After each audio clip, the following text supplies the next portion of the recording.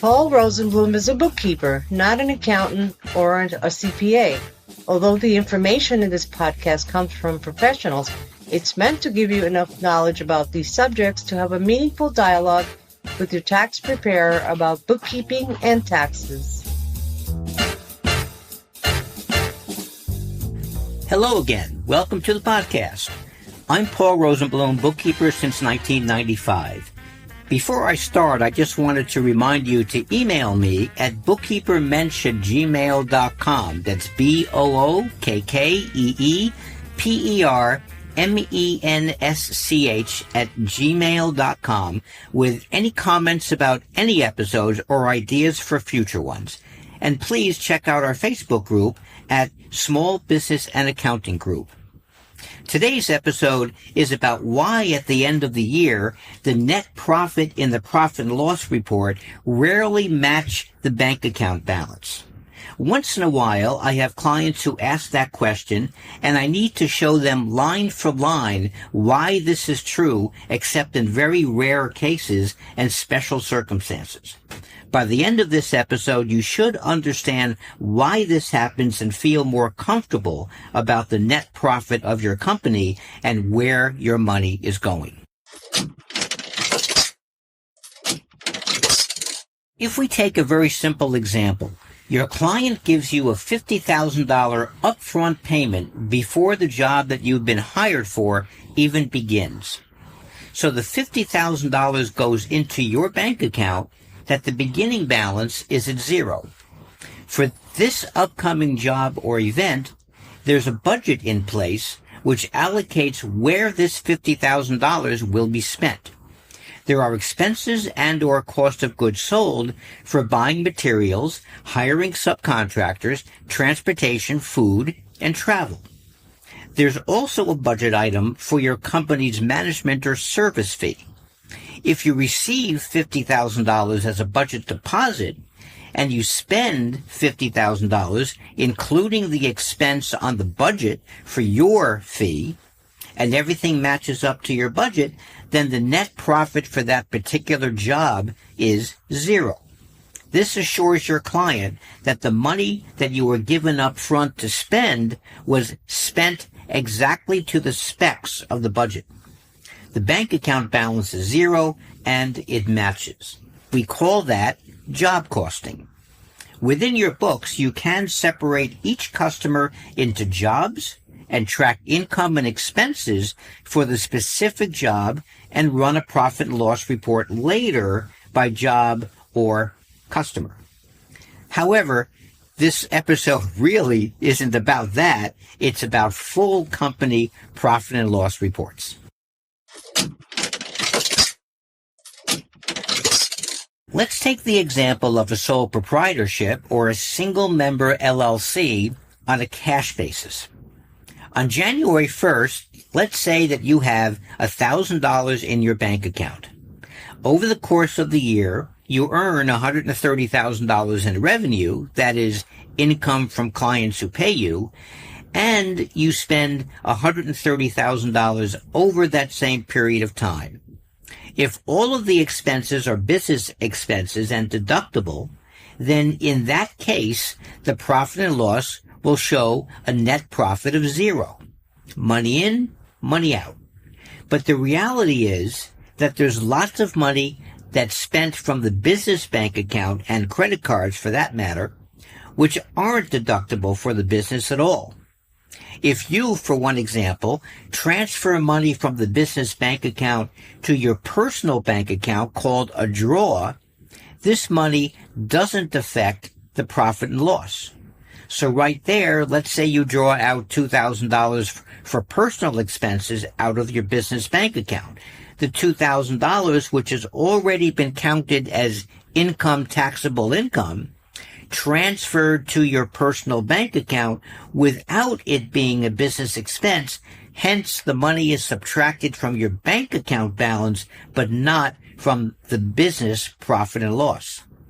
If you have an IRA SEP, like a 401k, but for self-employed people, that money is deducted from your business bank account and again, not part of your profit and loss. The draw account is in the equity section of the balance sheet. If you use your credit card that you also use for business for a vacation or any other kind of non-business expense that isn't deductible, then those expenses on the credit card are entered by the bookkeeper as equity draw transactions. Since the owner of a sole proprietorship or a single member LLC can't pay themselves with traditional payroll, they have to draw out money from the bank account through the equity draw accounts. I recently had a client who asked me to explain why her $90,000 profit on the profit and loss report didn't match the bank account balance at the end of the year. I explained to her that she had transferred money into her IRA SEP account, her savings account, and she took money out for personal expenses that was transferred into her personal account. I also reminded her that she had taken a long vacation abroad and she's living a very nice lifestyle. And once she saw this on paper, she felt much better about the low balance in the bank account, even though her profit was showing $90,000 when she saw her savings account higher than it was a year earlier and her IRA SEP balance higher as well. Since all monies earned by a sole proprietor or a single member LLC have to go into the business account first to declare income for the IRS and then transfer to the personal account or wherever, the situation of the bank account balance and the net profit not matching happens very frequently. Let's add one more piece to this scenario. The same situation, but with accrual accounting rather than cash-based accounting. You earn $130,000 of revenue for the year. In accrual accounting, remember, revenue is counted and taxes are paid on revenue even before the revenue is collected. So if your clients only pay you $100,000 of that $130,000 by the end of that tax year, that's $30,000 right there that you're paying tax on and is showing up in your profit and loss report, but that money isn't in the bank yet. The value of what is owed to you is sitting in accounts receivable on the balance sheet. With expenses in accrual, even if you don't pay a bill, it's still deducted on the profit and loss, but obviously not on the bank account until you pay it. So accrual accounting can kind of skew the numbers on the profit and loss report if you want it to balance out in an understandable way.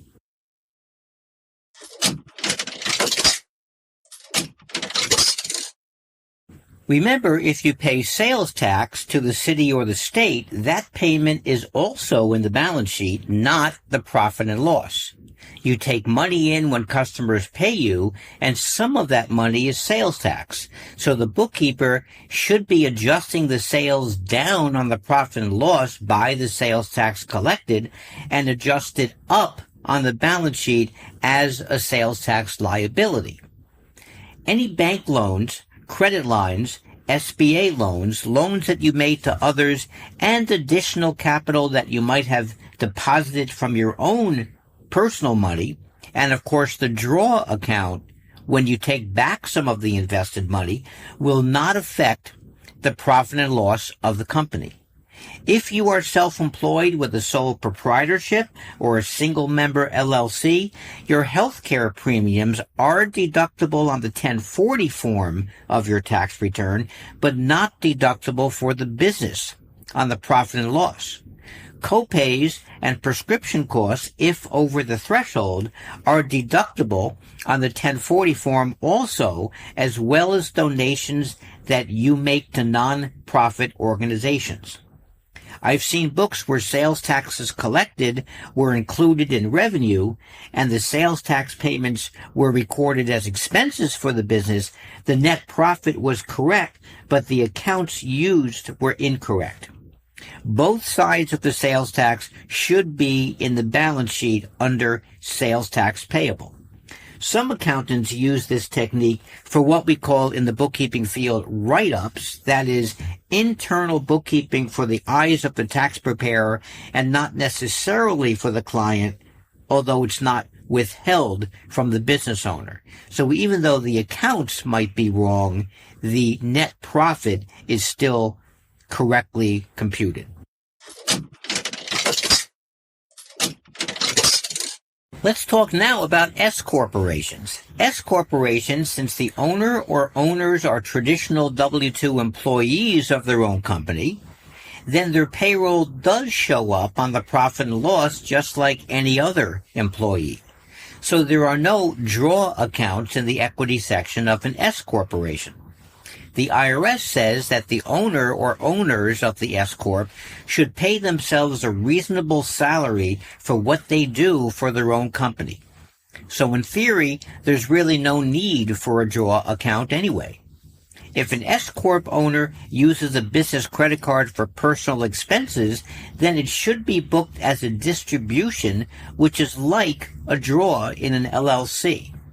If, however, one of the owners needs extra money to make a down payment to buy a house and start a mortgage, and the business can afford to transfer that money to the owner's personal bank account, then that would go through the books as another balance sheet account, an asset called shareholder's loan.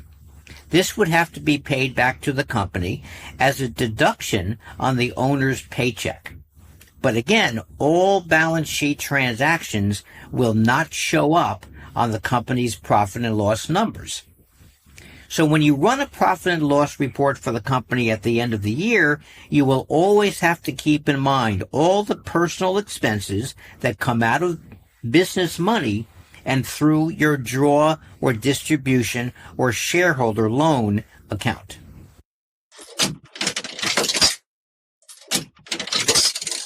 The other thing to keep in mind are the adjustments made to the books by the accountant or tax preparer.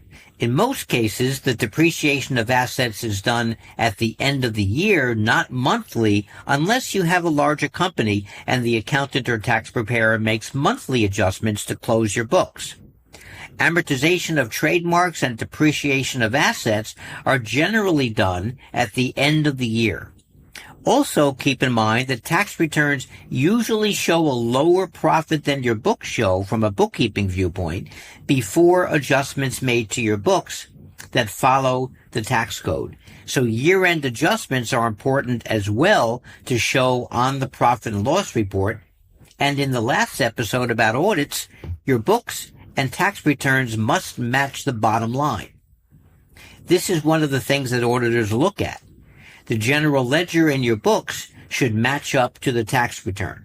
So adjustments have to be made to the books after the tax return is filed.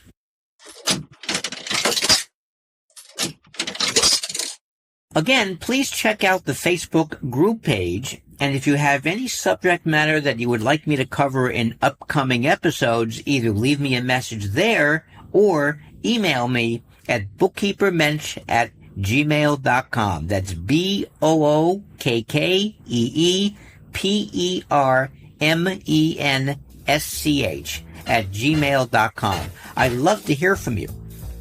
Coming up in the next couple of months, we will have YouTube videos to accompany these podcast episodes, and I will eventually be interviewing guests as part of this podcast. So stay tuned. As always, thanks for listening. I'm Paul Rosenblum.